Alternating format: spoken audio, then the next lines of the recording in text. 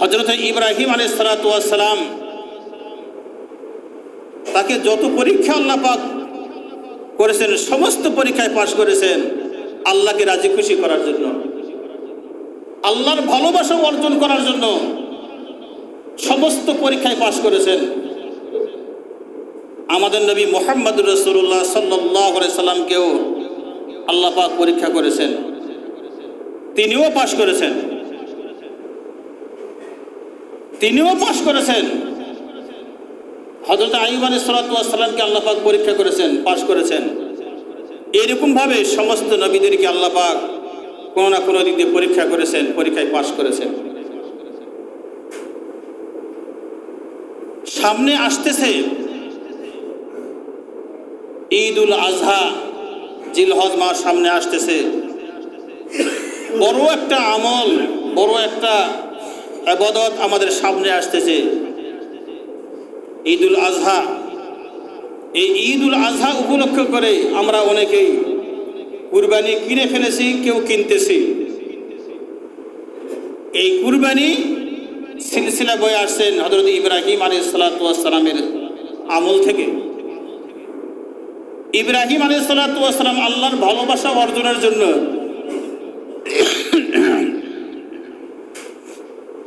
আল্লাহর ভালোবাসা পাওয়ার জন্য নিজের সন্তানকে কুরবানি দেওয়ার জন্য গেছেন। ওই সিলসিলা যদি জারি থাকতো আজ আমাদের অবস্থা কি হতো? আল্লাহর ভালোবাসা অর্জনের জন্য নিজের সন্তানকে কুরবানি করার জন্য গেছেন, আল্লাহর ভালোবাসা অর্জনের জন্য আল্লাহ পাক পরীক্ষা করেছেন। কিন্তু এই পরীক্ষা ইব্রাহিম আলাইহিস সালাতু ওয়াস সালাম পাশ করেছেন। ইব্রাহিম আলাইহিস সালাতু ওয়াস সালামকে কষ্ট কম দেয় নাই কাফের বেঈমানেরা, নির্যাতন কম করে নাই, যথেষ্ট নির্যাতন করেছেন, কষ্ট দিয়েছেন ইব্রাহিম আলাইহিস সালাতু ওয়াস সালামকে। ইব্রাহিম আলাইহিস সালাতু ওয়াস সালাম একত্ববাদের দাওয়াত দেন, তাওহীদ রিসালাতের দাওয়াত দেন। অপরদিকে কাফের বেঈমানেরা মূর্তি পূজার দাওয়াত দেয়। এইভাবে ইব্রাহিম আলাইহিস সালাতু ওয়াস সালামের সঙ্গে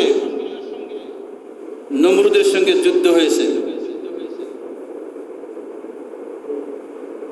নমরুদ বলে আনা রব্বুকুমুল আলা, আমি সবচেয়ে বড় খোদা।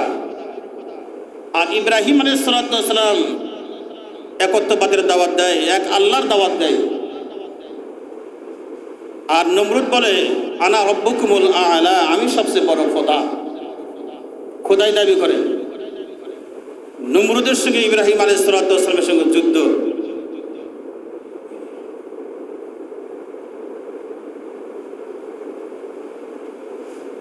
ইব্রাহিম আলাইহিস সালাতু ওয়াস সালামের সঙ্গে তারা পারে নাই।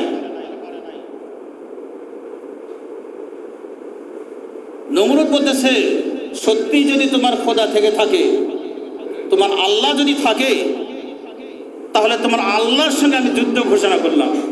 নাউযুবিল্লাহ, তোমার আল্লাহর সঙ্গে আমি যুদ্ধ ঘোষণা করলাম। ইব্রাহিম আলাইহিস সালাতু ওয়াস সালামকে বলতেছে নমরুদ কাফের। ইব্রাহিম আলাইহিস সালাতু ওয়াস সালাম বললেন ঠিক আছে, আমার আল্লাহর সঙ্গে যদি তুমি যুদ্ধ করতে চাও তাহলে আমি প্রস্তুত আছি, রেডি আছি।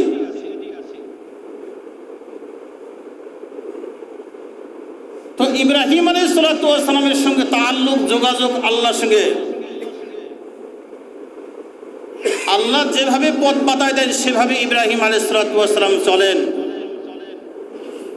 আল্লাহর সঙ্গে তার যোগাযোগ, আল্লাহর সঙ্গে তার তাআল্লুক। আল্লাহকে ডাক দিয়ে বললেন আল্লাহ, নমরুদ তোমার সঙ্গে যুদ্ধ করতে চায়, ঠিক আছে দিন তারিখ দিয়ে দাও। দিন তারিখ দিয়ে দিলেন, অমুক ময়দানে যুদ্ধ হবে। কার সঙ্গে? আল্লাহর সঙ্গে। ইব্রাহিম আলাইহিস সালাতু ওয়াস সালাম যে আল্লাহর একত্ববাদের দাওয়াত দেন, তার সঙ্গে যুদ্ধ হবে খোদাই দাবি করা নমরুদ। নমরুদ যুদ্ধ করবে ময়দানে। নমরুদ হাজার হাজার সৈন্য নিয়ে হাজির হলেন, আল্লাহর সঙ্গে যুদ্ধ হবে। হাজার হাজার সৈন্য নিয়ে হাজির হলেন। ইব্রাহিম আলাইহিস সালাতু ওয়াস সালামের কোনো সৈন্য নাই, উনি ময়দানে হাজির। নমরুদ ডাক দিয়ে বলে, ইব্রাহিম কই, তোমার সৈন্য কোথায়? তোমার সৈন্য কোথায়? যুদ্ধ হবে। বলে, আমার সৈন্য আসতেছে, আমার সৈন্য আসতেছে। তো ইব্রাহিম আলাইহিস সালাতু ওয়াস সালাম কে বলতেছে যে তোমার আল্লাহ কোথায় আছে? বলে, আসমানে আছে। আল্লাহ কোথায় থাকে? আর রহমানু আলাল আরশ ইস্তাওয়া, আল্লাহ পাক আরশে থাকেন। তো নমরুদ আল্লাহকে তীর মারতেছে, আল্লাহকে মারার জন্য তীর মারতেছে। তীর সুয়ে ও খস, এক কবি বলেন, সুয়ে ও খস মেখে তীর আন্দাখতা পশায়ে কা রশকা পায়েদ সাখতা। তীর খিঁচতেছে, তীর মারতেছে। নমরুদ ইব্রাহিম আলাইহিস সালাতু ওয়াস সালাম আল্লাহর সঙ্গে যুদ্ধ করার জন্য তীর মারতেছে আসমানে। কত বড় তামাশা! বলে, তীরগুলো যখন মারতেছে, আল্লাহ পাক আসমানে বসে তার তামাশা দেখতেছে। করে কি? তো ফেরেশতাদেরকে ডাক দিয়ে বলতেছে, ফেরেশতারা এই তীরগুলো ছেড়ে দিও না, সবগুলো তীর ধরে নাও। তীর আর কত দূর যাবে? সব তীর নমরুদ তীর মারে, আর তীরগুলো ফেরেশতারা আটকে নেয়, ধরে ফেলায়। আর এদিকে খিলখিল করে হাসে। ইব্রাহিম আলাইহিস সালাতু ওয়াস সালাম আল্লাহ আর দুনিয়ায় জীবিত নাই, মারা গেছে। মানে একটা তীরও তার ফিরে আসে না। তীর যেটা মারে একটা ফিরে আসে না, তার আল্লাহ আর নাই। যদি থাকে সে মারা গেছে। কিন্তু আল্লাহ রাব্বুল আলামিন নমরুদের তামাশা দেখতেছে। সব তীরগুলো যখন জমা হয়ে গেছে, এবার ফেরেশতাদের বলে যে তীরের আগায় একটু রক্ত লাগাই দাও। মাছ ধরে নিয়ে এসে মাছের শরীর থেকে রক্ত বের করে তীরের আগায় রক্ত লাগাই দিয়ে তীরগুলো নিচের দিকে ফেলে দিল, যাতে আরো বুঝতে যেন পারে যে ইব্রাহিম আলাইহিস সালাতু ওয়াস সালামের আল্লাহ আর দুনিয়ায় জীবিত নাই। তার যেন পুরো ইয়াকিন হয়ে যায়, আরো যেন ইতরামি বান্দরামি আরো যেন বেশি করতে পারে। তীরগুলো ফিরে আসতে লাগলো, দেখে তীরের আগায় রক্ত। তারা খিলখিল করে হাসতে আরম্ভ করলো, খিলখিল করে হাসতে আরম্ভ করলো যে ইব্রাহিম আলাইহিস সালাতু ওয়াস সালামের আল্লাহ আর দুনিয়ায় জীবিত নাই, মারা গেছে। এবার ডাক দেবে, ইব্রাহিম তোমার আল্লাহ কোথায়? তোমার আল্লাহ তো আর জীবিত নাই। এই যে তীরের আগায় রক্ত, আর জীবিত নাই। ইব্রাহিম আলাইহিস সালাতু ওয়াস সালাম আল্লাহকে ডাক দিয়ে বলেন, আল্লাহ আর কতটুকু সহ্য করব? নমরুদ তো তার বাহিনী নিয়ে ময়দানের মধ্যে হাজির হয়ে গেছে, তামাশা করতেছে, তীর খিঁচতেছে আপনাকে মারার জন্য, তীর উপরের দিকে নিক্ষেপ করতেছে। আপনি বলে আর দুনিয়ায় নাই, আপনি মারা গেছেন। আল্লাহ রাব্বুল আলামিন ডাক দিয়ে বলে, ইব্রাহিম রে, আমি তোকে ময়দানে একা ছাড়ে দেই নাই, আমার বাহিনী যাইতেছে, অপেক্ষা করো। চতুর্দিকে মেঘাচ্ছন্ন হয়ে গেল, কালো রেখা দেখা দিল, মেঘ একবারে কালো হয়ে গেছে। ইব্রাহিম, অপেক্ষা করো, আমার বাহিনী যাইতেছে। কিছুক্ষণের মধ্যে ময়দান ভর্তি হয়ে গেল, মশার বাহিনী ময়দান ভর্তি হয়ে গেল। মশার কামড়তে কিরকম, মশা এসে সকলের নাকে মুখের ভিতরে যখন ঢুকতে আরম্ভ করলো, কামড়াইতে আরম্ভ করলো, ময়দান খালি করে তারা ভাগে পালে চলে গেল, ময়দান ছেড়ে পালে চলে গেল। কেউ ময়দানের মধ্যে মারা গেলেন। এরকম অবস্থা শুরু হয়ে গেল। নমরুদ শুধু একা ময়দানের মধ্যে ঘুরতেছে, একা ঘুরতেছে। নমরুদ আর পালাইতে পারতেছে না, যেহেতু সে খোদাই দাবি করেছে। আমি খোদা যদি ময়দান থেকে পালে যাই, তাহলে আমার তো একটা ইজ্জত আছে। আমি খোদাই যদি পালে যাই, তাহলে আমার একটা তো ইজ্জত আছে। নমরুদ আর পালায় না, ময়দানের মধ্যে ঘোরাঘুরি করতেছে। একটা ল্যাংড়া মশা আল্লাহর কাছে দরখাস্ত করতেছে, আল্লাহ, আমি কাউকে তো ঘাল করতে পারলাম না, আমি কাউকে তো কাবু করতে পারলাম না। রব্বুল আলামিন, বড় শয়তানটার জন্য আমাকে বরাদ্দ দিয়ে দাও। আমি বড় শয়তানটাকে যেন ঘাল করতে পারি, কাবু করতে পারি। আল্লাহ রাব্বুল আলামিন ল্যাংড়া একটা মশাকে হুকুম দিলেন, যা বড় শয়তানটাকে তুই ঘাল কর। এই ল্যাংড়া মশা এসে নমরুদের কানের কাছে, নাকের কাছে এসে ভোঁ ভোঁ করতে আরম্ভ করলো। যতই বাড়ায় আরো ঘোরে, যত বাড়ায় আরো ঘোরে। কারণ মশাকে শক্তি দিয়েছেন স্বয়ং আল্লাহ রাব্বুল আলামিন। ল্যাংড়া মশা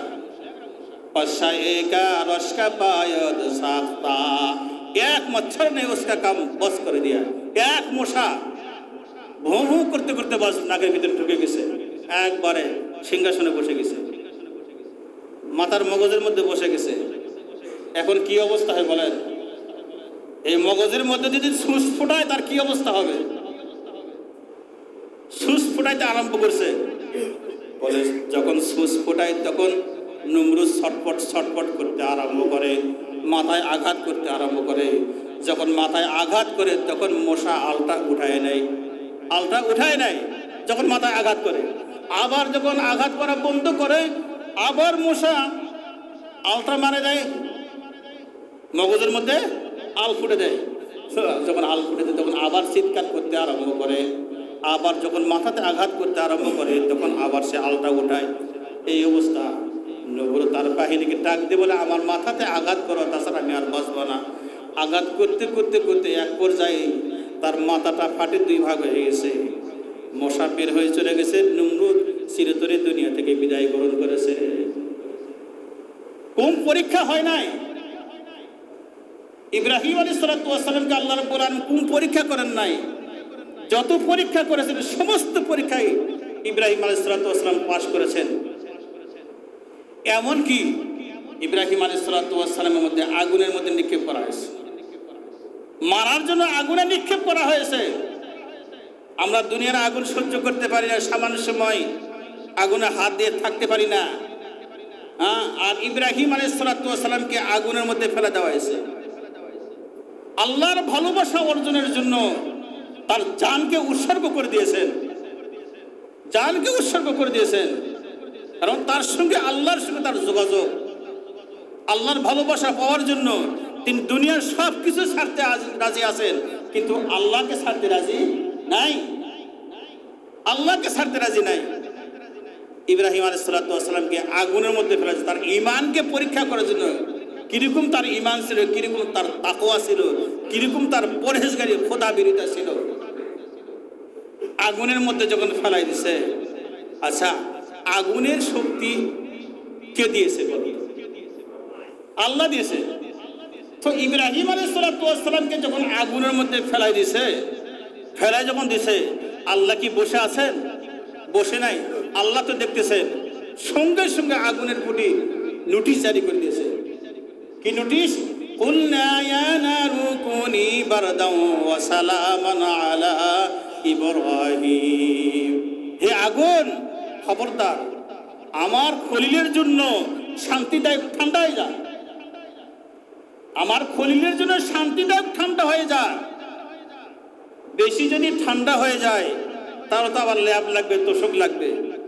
বলে ল্যাপও যেন না লাগে, তোষকও যেন না লাগে, শান্তিদায়ক ঠান্ডা হয়ে যা।